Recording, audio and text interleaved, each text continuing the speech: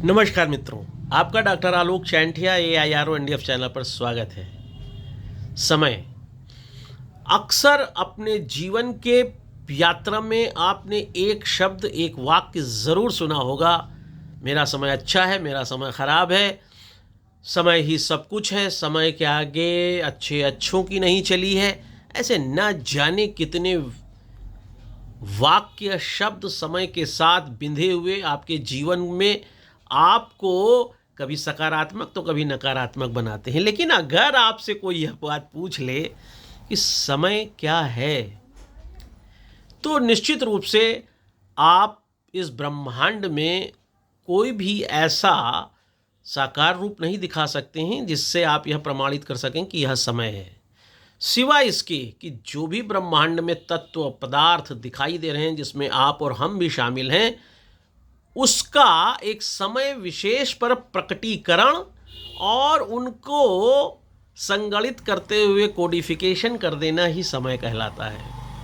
यही कारण है कि आप जब समय की व्याख्या करते हैं तो उस समय विशेष में जो भी व्यक्ति आया है, कार्य किया है, उसके आधार पर आप समय की व्याख्या करते हैं। लेकिन समय का प्रकटीकरण ही आपको पूर्णता प्रदान करता है।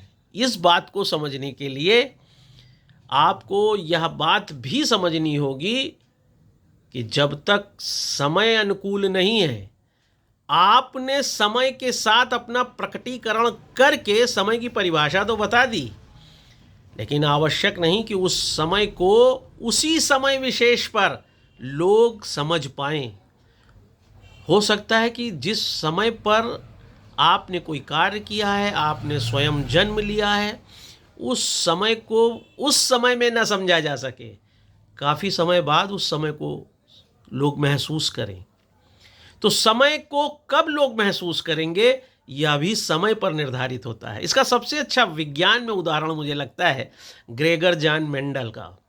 पूरी दुनिया आज जिस आनुवांशिकी या जेनेटिक्स पर आधारित है, जब उन्होंने 54,000 मटर के पौधों पर इस तरह के प्रयोग करे और अपने सिद्धांत दिए, तो चूंकि चर्च का हमेशा एक अजीब सा प्रभाव विज्ञान पर रहा है, क्योंकि धर्म की सर्वोच्चता हमेशा विज्ञान पर रही है, तो ग्रेगर जॉन मेंडल जैसे व्यक्ति को, जिसने आनुवांशिकता की नींव डाली और जिस पर आज पूरी दुनिया नाच रही है, उस ग्रेगर जॉन मेंडल को अंत में आत्महत्या करनी पड़ी थी। इसलिए समय से पहले अगर समय को समझाने के लिए आपका प्रकटीकरण हुआ है, तो ज़रूरी नहीं है कि उस समय को आप दूसरों को समझा सकें या उस समय का लाभ आपको मिल सके।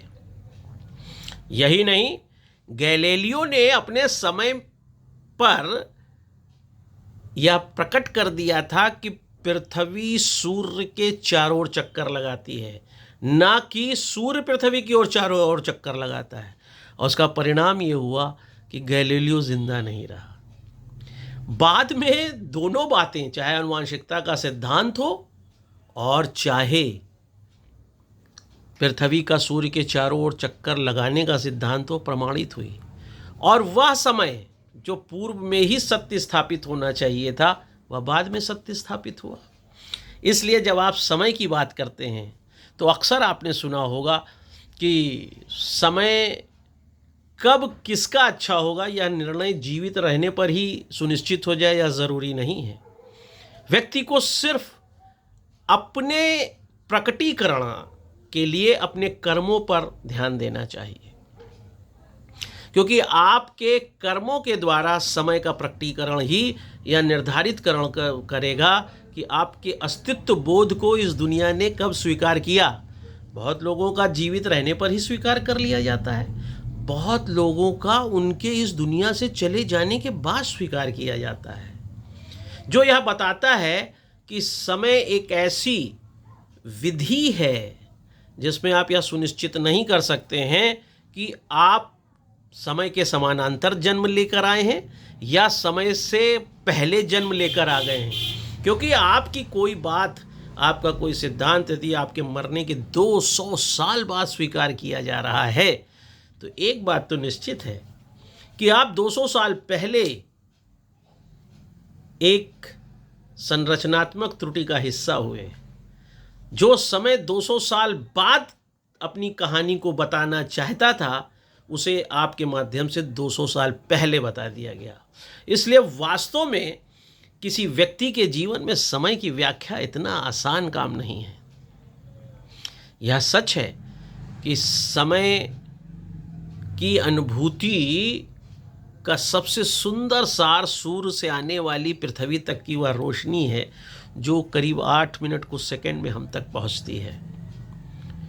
अगर यह समय का बोध ना होता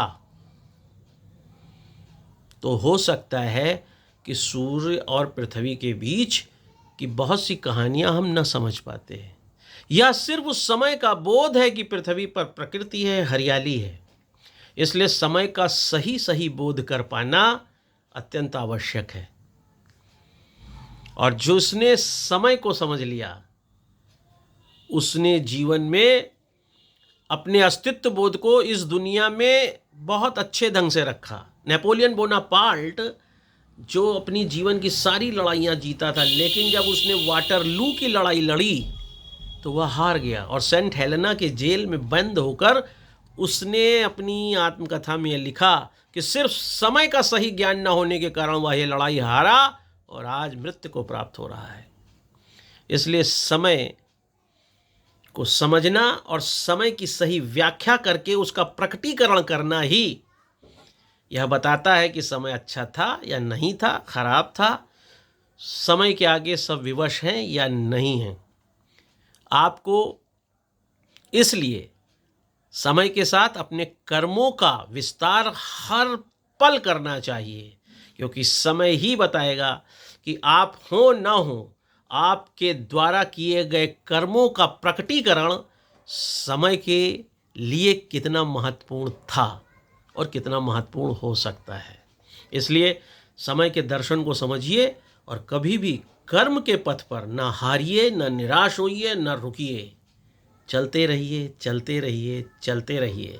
और अखिल भारतीय अधिकार संगठन इसीलिए समय की इस व्याख्या में आपके साथ है, ताकि आप समझ सकें कि क्या समय की बात करके हमें हार कर, थक कर बैठ जाना चाहिए, या कर्मों की धुरी पर चलते हुए एक ऐसे विस्तार का निर्माण करना चाहिए जो हो सकता है हमारे न रहने पर इस बात को सिद्ध करे कि समय पर उस विचार का प्रकटीकरण ही आज के समाज के स्थायित्व का बोध है।